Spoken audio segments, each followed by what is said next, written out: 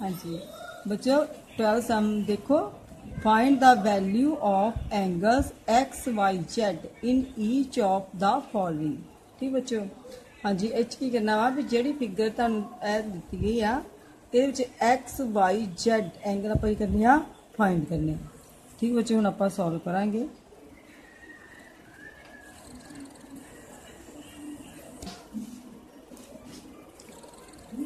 हाँ बच्चों देखो डायग्राम में तुसी इहदे विच आपां वैल्यू पहला किहड़ी कढ सकदे आ एक्स दी। ठीक है, किस तरह कढ सकदे आ, क्योंकि मैं तुहानू इंट्रोडक्शन च एक डेफिनेशन दिखाई, वर्टिकली ओपोजिट एंगल की हुंदे आ इक्वल हुंदे आ। इहदा मतलब आ वर्टिकली ओपोजिट एंगल आ, इहदा मतलब एक्स की वैल्यू कितनी होगी 55 डिग्री। ठीक बच्चों, हाँ जी आप लिखांगे x is equal to 55 degree. Reason नाल जरूर लिखना होंदा वा, वर्टिकली ओपोजिट एंगल। ठीक बच्चों, रीजन दे अड नंबर मिलते। नैक्सट हुण साडे को आपां वाई की वैल्यू पहला फाइंड कर सकते हो और भावें तुसीं जेड की वैल्यू पहला फाइंड करो जिहदी तुहानू आसान लगती है। ठीक है, हुण वेखो बच्चों मैं कड्ढण लगी वाई की वैल्यू, इस तरह कढ़ांगी। आ तुम देखो आप इत्थे रख लिया हाथ। ठीक है, तुहानू मैं लीनियर पेयर एंगल की डेफिनेशन लिखाई सी ना, यह की आ लीनियर पेयर। लीनियर पेयर की पहचान कित्थों हुंदी आ कि इहदा कॉमन वर्टैक्स हुंदा ते कॉमन ही आर्म हुंदी आ ते कॉमन आर्म दे ओपोजिट जिहड़ी आ वा रे हुंदी आ दूसरी आ दो। ठीक है, हाँ जी हुण इन्हां दा जिहड़ा लीनियर पेयर दा जोड़ कितना हुंदा वा, एडिंग कितनी हुंदी आ 180 डिग्री। हाँ जी बच्चों आप लिखांगे 55 degree is equal to y 180 degree. ठीक बच्चों, हाँ इसका रीजन की आ लीनियर पेयर। ठीक है, हाँ जी आप सिंपल क्वेश्चन च क्वेश्चन किया है वा कि जो आप इनू दूजे बने लैके जावांगे तो साइन की होगा चेंज हो जाऊगा। ठीक है बच्चों, हाँ जी उस तो बाद क्या आ गया, इनू चो माइनस किया 125 डिग्री आ गया। एक्स की वैल्यू भी आ गई तो वाई की वैल्यू भी साढ़े को आ गई। ठीक बच्चों, हुण आपां करनी आ जेड की वैल्यू। हाँ जी बच्चों जेड की वैल्यू दो तरीके नाल निकल जाती है। ठीक है, पर मैं तुहानू कराऊगी सिंपल तरीका। ठीक है, हुण तुसीं वेखो तुहाडे को आ भी वैल्यू आ गई आ 55। ठीक बच्चों, क्योंकि वर्टिकली ओपोजिट एंगल इक्वल होंगे। ठीक है, इत्थे तुहाडे को वाई की वैल्यू आ गई है 125। ठीक है, इसका ओपोजिट आ ना, इहदा मतलब जिन्नी वाई की वैल्यू आ उन्नी ही जेड की वैल्यू है। ठीक बच्चों, ऐसा आप लिखांगे y is equal to z, क्यों वर्टिकली ओपोजिट एंगल। ठीक है, हाँ जी वाई की वैल्यू कितनी थी 125 सी ना, इट मीन जेड की वैल्यू कितनी होगी 125। मतलब कि साढ़े को केड़ी वैल्यू आ गई, एक्स की वैल्यू आ गई 55। ठीक है, वाई की वैल्यू 125 डिग्री और जेड की वैल्यू 125 डिग्री। बच्चे इस समय तुहानू क्या है ना भी यदी वैल्यू जी दो तरीके निकल सकती है। दूजा तरीका है कि जिसका तुसी वाई की वैल्यू कढ़ी आ, इसका तुसी जेड की वैल्यू इसका हथ रख के कढ़ सकते जी। ठीक बच्चों, हाँ थैंक यू बच्चों। हुण आपां सैकेंड पार्ट करांगे पहले क्वेश्चन का। सैकेंड पार्ट च देखो उन्हें की किया है वा कि सानू एक्स इत्थे दित्ती आ वाई ते जेड। ठीक है, ये आपां फाइंड करनी है। ठीक है बच्चों, हुण जो पिछला सम सी उहदे च वर्टिकली लाइन आपां दित्ती गई सी। ठीक है, यह वर्टिकली है दिस और दिस, यह जिहड़ी आ एक आपां को अलग आ गई है। ठीक है, हुण इस गल नूं तुसीं ध्यान च रख के सम सॉल्व करना है। ठीक है बच्चों, हाँ जी हुण तुसीं की वेख रहे जो इहदे विच की आ ਇਹ 3 एंगल्स ਨੂੰ ਜੇ ਆਪਾਂ ਐਡ ਕਰਦੇ ਤੇ ਇਹ ਕੀ ਬਣ ਗਿਆ ਆਪਾਂ ਕੋ 180 डिग्री। ठीक है बच्चों, हाँ जी ये की आ 180 डिग्री। हाँ जी 40 डिग्री प्लस x प्लस 25, ठीक है। हाँ जी, ये क्या 180 डिग्री, ठीक है। हाँ जी, हुण ये 180 डिग्री आपां को आ गया, ठीक है। इहदे विच की आपां इनू ते इनू की करांगे, प्लस करांगे, कितना आ जाऊगा 65 डिग्री x 180 डिग्री, ठीक है बच्चों। हाँ जी, इधर जाके ये क्या हो जाएगा, ये माइनस हो जाएगा, ठीक है, -65 डिग्री, ठीक है बच्चों। हुण आपां इनू माइनस करांगे, देखने कितना हुंदा है 180 डिग्री 65 डिग्री, हाँ जी 511, हाँ जी कितना आ गया 115 डिग्री। हाँ जी बच्चों, ये साडे को आ गई है एक्स की वैल्यू, ठीक बच्चों। हुण इस तरह आपां वाई की वैल्यू फाइंड करने की कोशिश करांगे, ठीक है। हाँ जी, हुण वेखियो वाई किस तरह है। हुण वाई ऐ वा, ठीक है, आपां इत्थे हत्थ रख दिता, सपोज करो ये वर्टिकली ओपोजिट एंगल बन गए ना, ठीक है। तो हुण वेखो इत्थे वर्टिकली ओपोजिट एंगल कितना वा, इहदे इक्वल ए जिहड़ी लाइन आ वर्टिकली ओपोजिट दी लाइन आ, इहदा मतलब ए एंगल किहदे इक्वल हो जाएगा। हाँ जी शाबाश दसो, ए एंगल इहदे इक्वल हो जाएगा ना, ठीक है। हाँ जी, हुण कहने भी ये एंगल इहदे इक्वल आ, आपां कह सकते आ कि एक्स जिहड़ा वाई एंगल आ वो किहदे इक्वल हैगा वा, वाई एंगल किहदे इक्वल, वाई एक्स प्लस 25, हाँ जी ये क्या vertically opposite angle, vertically opposite angle, opposite angle angles है, ठीक बच्चों। हुण साडे को एक्स की वैल्यू गिवन आ, सॉरी एक्स की वैल्यू आपां फाइंड कीती आ, कितनी आ कितनी फाइंड आपां 115 प्लस 25, ठीक बच्चों। हुण आपां इहनूं प्लस करांगे, हाँ जी कितना आ गया 140, y इक्वल टू 140 डिग्री, बच्चों डिग्री जरूर पानी है, ठीक है। हाँ जी, ये आ गया को y की वैल्यू। हुण साडे को रहेगी z, देखो बच्चों z देखिए, z वर्टिकली ओपोजिट एंगल की होंदे आ, इक्वल होंदे ना, बस फिर आपां लिख लेना है कि लिखांगे आपां कि z is equal to 40 degree, reason की दसांगे vertically opposite angle, vertically opposite angle, ठीक है। हाँ जी, हाँ जी बच्चों, ये साडे को एक्स की वैल्यू भी आ गई, वाई की वैल्यू आ गई, तो जेड की वैल्यू भी आ गई। एक्स की वैल्यू कितनी 115 डिग्री, ठीक है। वाई की वैल्यू साढ़े कितनी आएगी 140 डिग्री, और जेड की वैल्यू कितनी आएगी 140 डिग्री। ये साढ़े आ गया आंसर।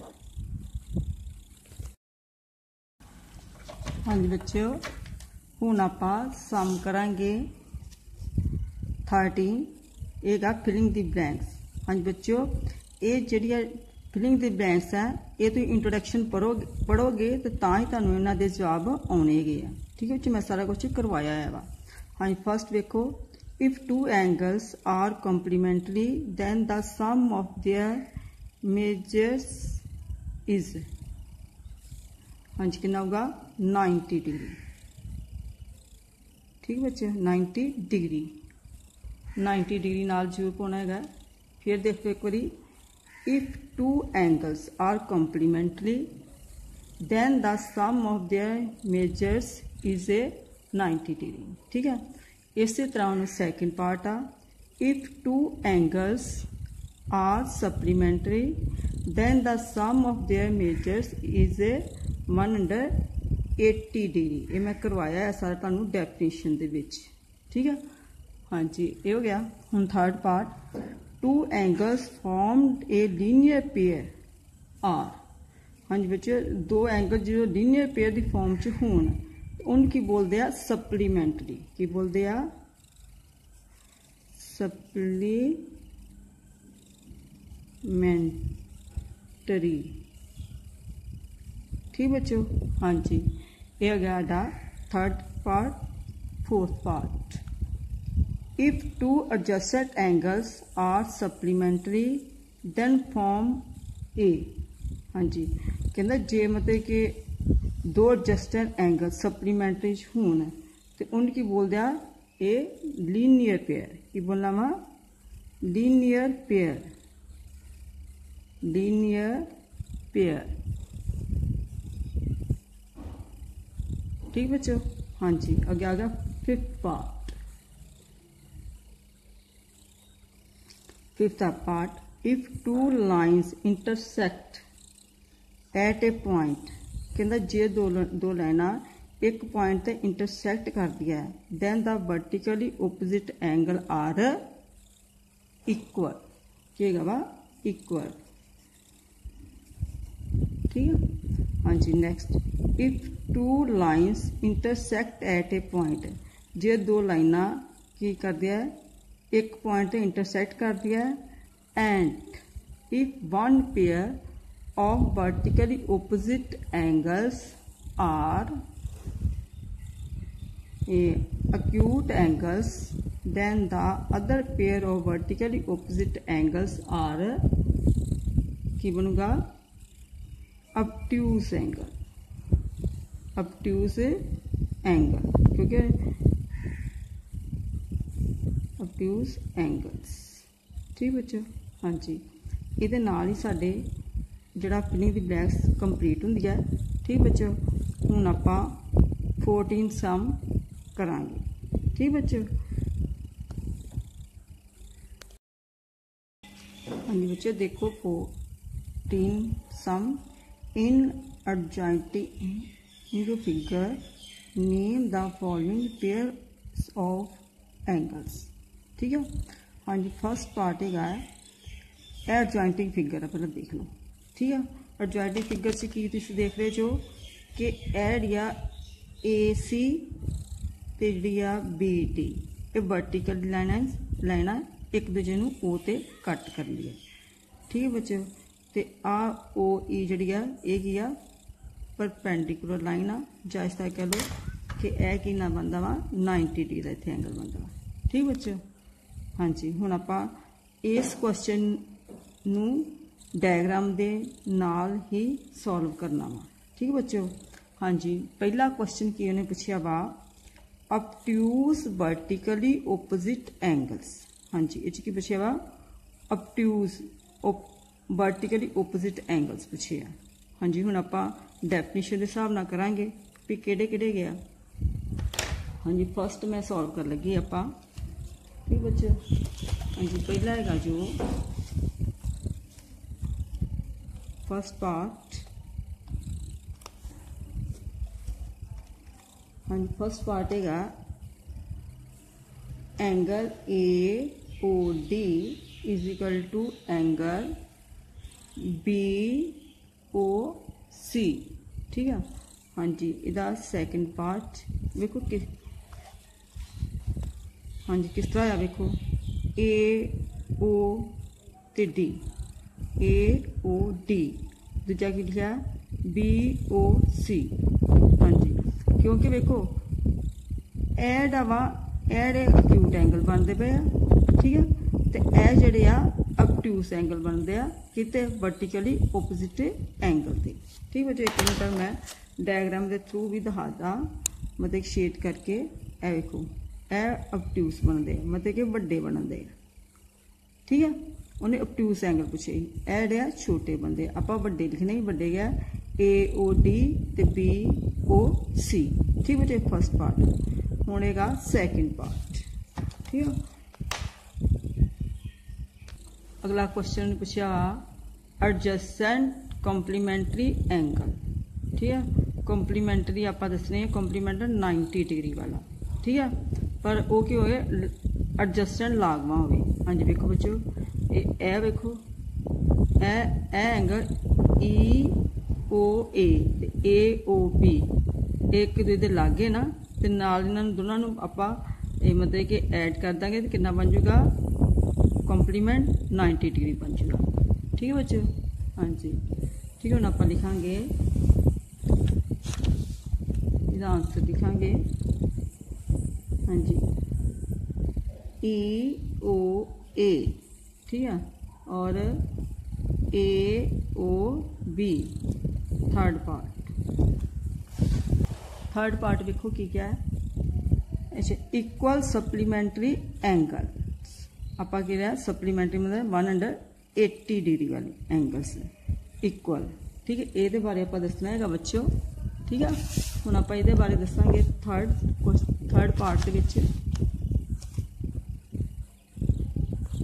हाँ थर्ड पार्ट देखो EOB EOD ठीक है। हाँ जी आप फिगर तो भी तुम देख सकते हो। हाँ जी बच्चों फिगर देखो मैं लिखा EO ते B ठीक है। हाँ जी देखो हम तुहानू ये भी शेड समझाता शेड करके, ठीक है। हाँ जी देखो EO ते B इन्ना बने, ठीक बच्चे, ते EO ते D ए बने, ठीक है। हाँ जी ये कितना बन गया, सप्लीमेंटरी बन गया ना, इक्वल सप्लीमेंटरी। कहना 90 इधर गया तो 90 ही इधर गया, इक्वल ही हो गया तो सप्लीमेंटरी प्लस करके दोनों का बन गया सप्लीमेंटरी, ठीक बच्चों। हाँ जी हम थर्ड पार्ट करांगे आप की third part sorry fourth part करेंगे अनइक्वल सप्लीमेंटरी एंगल्स। हम अनइक्वल सप्लीमेंटरी एंगल मतलब कि बनना 180 डिग्री चाहिए पर अनइक्वल हो, मतलब कि जिस तरह थर्ड च इक्वल हो गया ना 90 हूँ ये गया भी एक एंगल छोटा भी हो सकता तो एक एंगल वड्डा होगा, ठीक है। हम आप वेखना केड़ा होगा, ठीक बच्चों। हम वो आप लिखांगे फोर्थ पार्ट।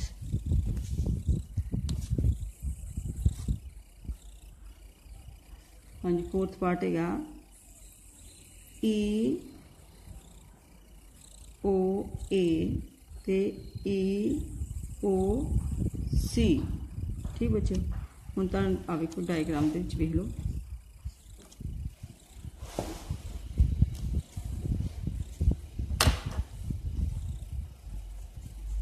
हाँ जी डायग्राम से तुम शो करके दिखानी है, ठीक बच्चों। ये की क्या गया EOA ए बनया, ठीक बच्चों। EOC ए बनया, ठीक है। हाँ जी बच्चों ये तुसी की वेंदे पे जो कि इन्ना एंगल एड की बन गया तुहाडा सप्लीमेंटरी एंगल बन गया, ठीक है। एक वड्डा ते एक छोटा, ठीक है। हाँ जी हूँ नैक्सट वेखिए आपा fifth part adjacent angles that do not form a linear pair. Adjacent angle दसने जेडे कि लीनियर फॉर्म च ना हो। हाँ जी वेखो किहड़े हो सकते हैं AOB, ठीक है, EOE, ठीक है। नैक्सट उस तो अगला EOE ते EOD, नैक्सट EOD ते COD, ठीक है। ये बच्चों अपने आंसर आ गए,